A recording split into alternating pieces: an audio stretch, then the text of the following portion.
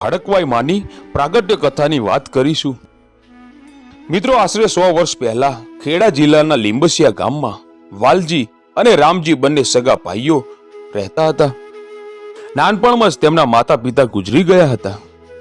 વાલજી અને રામજી બંને માતા મેલડીની ખૂબ જ ભક્તિ કરતા અને માતા મેલડી તેમની સાથે વેણે વાતું કરતા। તેઓ જાતના દેવી પૂજક અને મેલડી માના પરમ ભક્ત હતા। તેમાં રામજીને ખૂબ જ માતાજી ઉપર અતૂટ શ્રદ્ધા હતી। તે અવારનવાર માતાજીના નિવેદ કરે અને અવારનવાર નાતને જમાડે।